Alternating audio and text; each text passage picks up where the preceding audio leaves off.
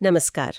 आज हम GST return filing में एक अहम बदलाव पर बात कर रहे हैं।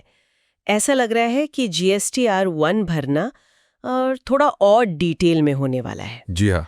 सरकार अब HSN कोड और जो दस्तावेज जारी होते हैं उनकी जानकारी शायद पहले से ज्यादा मांग रही है। बिल्कुल। ये बदलाव दरअसल 1 मई 2025 से लागू होने वाले हैं और इसकी जानकारी हाल ही में GSTN मतलब goods and services tax network ने दी है। अच्छा। तो आज कोशिश यही रहेगी कि इस पूरी अधिसूचना को थोड़ा खोलकर समझें, कारोबारियों के लिए इसके क्या मायने हैं, इस पर बात करें। ठीक है, तो चलिए सबसे पहले HSN कोड पर आते हैं। ये तो मतलब पहले से देना होता था, है ना? तो अब इसमें नया क्या जुड़ रहा है? हाँ, देखिए, HSN कोड की जरूरत तो अक्टूबर 2020 से ही है। वो अधिसूचना 78/2020 के तहत। HSN कोड आप जानते ही हैं, हार्मोनाइज सिस्टम ऑफ नॉमेनक्लेचर।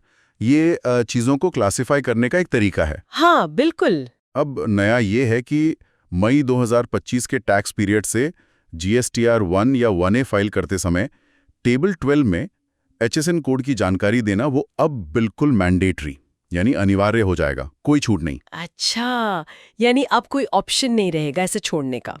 और ये जो कोड है, कितने डिजिट का देना होगा? कुछ नियम है इसके? हाँ, नियम है।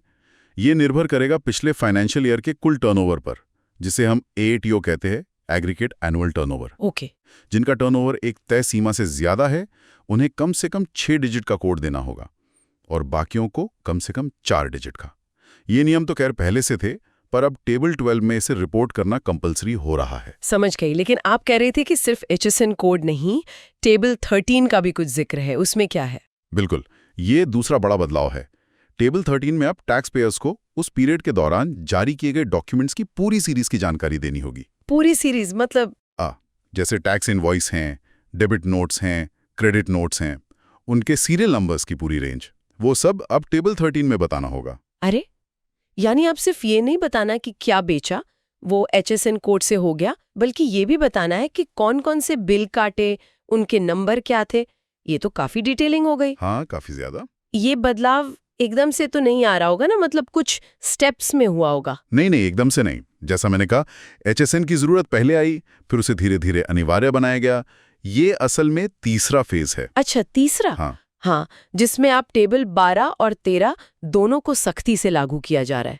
पहला फेज अक्टूबर 2020 में था, दूसरा नवंबर 2022 में शुरू हुआ था और अब ये तीसरा मई 2025 से। लेकिन सवाल ये है कि सरकार को इतनी बारीक जानकारी की जरूरत क्यों पड़ रही है? इसके पीछे का मकसद क्या हो सकता है? देखिए, मुख्य उद्देश्य तो है टैक्स सिस्टम में पारदर्शिता लाना और जो डेटा आ रहा है वो सटीक हो, एक्यूरेट हो। जब HSN कोड के साथ साथ डॉक्यूमेंट सीरीज का भी डेटा होगा, तो डिपार्टमेंट के लिए सेल्स को वेरीफाई करना और खरीदार ने जो इनपुट टैक्स क्रेडिट यानी ITC क्लेम किया है, उसका मिलान करना आसान हो जाएगा। हाँ, ये बात तो है। इससे फर्जी बिलिंग या जो गलत ITC क्लेम होते हैं, उन पर रोक लगाने में मदद मिलेगी, ऐसी उम्मीद है। हाँ, मतलब टैक्स चोरी रोकना तो एक बड़ा कारण समझ आता है, लेकिन कारोबारियों के लिहाज से सोचें, खासकर छोटे व्यापारियों के लिए, क्या ये चीजें मुश्किल नहीं करेगा? मुश्किल तो करेगा। उन्हें अपने सिस्टम बदलने होंगे, ज्यादा ध्यान रखना होगा हर चीज का। ये चिंता बिल्कुल जायज है। यकीनन कारोबारियों को और खास तौर पे छोटे व्यवसायों को अपने बिलिंग और अकाउंटिंग सॉफ्टवेयर को अपडेट करना पड़ेगा। हाँ, ताकि HSN कोड और हर डॉक्यूमेंट का सीरियल नंबर सही तरीके से GSTR-1 में चला जाए।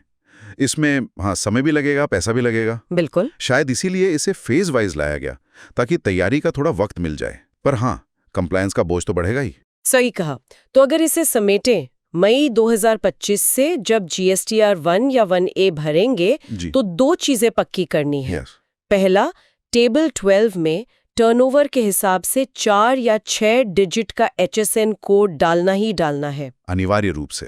और दूसरा, टेबल 13 में जो भी जरूरी डॉक्यूमेंट्स जारी किए हैं, जैसे इनवॉइस वगैरह, उनकी पूरी सीरीज की जानकारी देनी है। एकदम सही।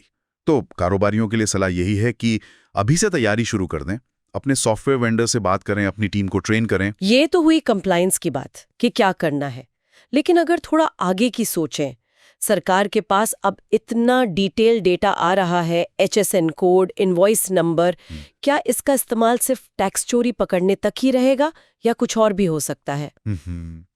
ये एक बहुत ही दिलचस्प सवाल उठाया आपने। देखिए, पहला मकसद तो जाहिर है टैक्स कंप्लायंस बेहतर करना और रेवेन्यू बढ़ाना ही है। हाँ, लेकिन इतने बड़े पैमाने पर जब इतना सटीक डेटा इकट्ठा होता है तो भविष्य में इसके कई और इस्तेमाल हो सकते हैं। जैसे अलग अलग इंडस्ट्रीज के ट्रेंड्स को और गहराई से एनालाइज करना, इकोनॉमिक पॉलिसी बनाने में इसका इस्तेमाल करना, या शायद रिसोर्स एलोकेशन मतलब संसाधनों का बंटवारा बेहतर तरीके से करने में मदद लेना। ये देखना होगा कि आगे चलकर इस डेटा का और क्या-क्या उपयोग सामने आता है, पर संभावनाएं तो हैं। सही है। ये वाकई सोचने वाली बात है कि ये बढ़ता हुआ डेटा कलेक्शन भविष्य में बिजनेस करने के तरीके और गवर्नेंस को कैसे बदलेगा।